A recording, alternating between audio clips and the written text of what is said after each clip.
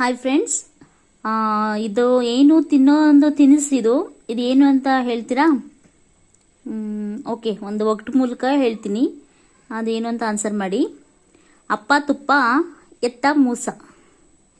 ಅಪ್ಪ ತುಪ್ಪ ಎತ್ತ ಮೂಸ ಅಂದರೆ ಬೇಲ್ದಣ್ಣು ನೋಡಿ.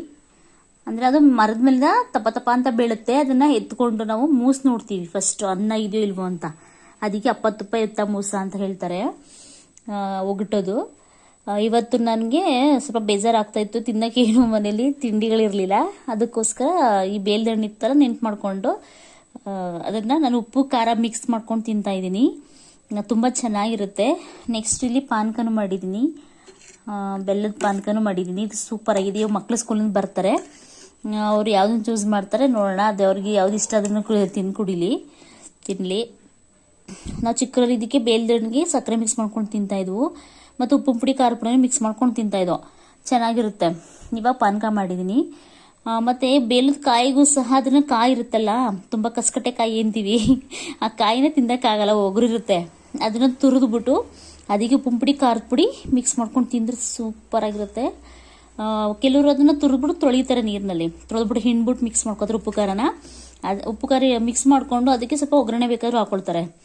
ಆದರೆ ನಮ್ಗೆ ಆ ಥರ ಇಷ್ಟ ಆಗಲ್ಲ. ಹಂಗೇನೆ ಒಗ್ರೊಬ್ರು ಉಪ್ಪು ಖಾರ ಹುಳಿ ಉಗುರೆಲ್ಲ ಇದ್ರೆ ಚೆನ್ನಾಗಿರುತ್ತಲ್ವಾ, ಅದನ್ನು ತುಂಬ ಚೆನ್ನಾಗಿ ತಿಂತಾಯಿದ್ವು. ತಿಂದು ಮುಖ ಎಲ್ಲ ಸಖತ್ ಪಿಂಪಲ್ ಆಗ್ಬಿಟ್ಟಿತ್ತು ಅದು ಉಪ್ಪು ಖಾರ ಹುಳಿ ತಿನ್ನೋವಾಗ. ಇವಾಗ ಸ್ವಲ್ಪ ಬಿಟ್ಬಿಟ್ಟಿದ್ದೀನಿ, ಸ್ವೀಟ್ ತಿಂತಾಯಿದ್ದೀನಿ. ಸ್ವೀಟ್ ತಿನ್ನಿ ಸ್ವಲ್ಪ ದಪ್ಪ ಆಗ್ಬಿಟ್ಟಿದ್ದೀನಿ. ಆದರೆ ಇದೆಲ್ಲ ಹೆಲ್ದಿ ಫುಡ್ಡು. ಮಕ್ಕಳಿಗೆ ಸ್ಕೂಲಿಂದ ಬಂದ ತಕ್ಷಣ ಅವರೆಲ್ಲ ಬಿಸ್ಕೆಟ್ಸ್ ಚಾಕ್ಲೇಟ್ಸ್ ಎಲ್ಲ ಕೇಳ್ತಿರ್ತಾರೆ.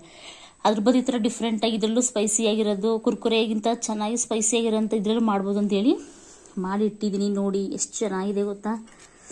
ತುಂಬ ಜಾಸ್ತಿ ತಿನ್ನೋ ಹಾಗಿಲ್ಲ, ಸ್ವಲ್ಪ ಹಿಂಗೆ ತಗೊಂಡು ತಿನ್ನೋದು ಚೆನ್ನಾಗಿರುತ್ತೆ. ಓಕೆ, ಇಷ್ಟ ಆಗಿದೆ ಕಮೆಂಟ್ ಮಾಡಿ, ಶೇರ್ ಮಾಡಿ, ಲೈಕ್ಸ್ ಮಾಡಿ.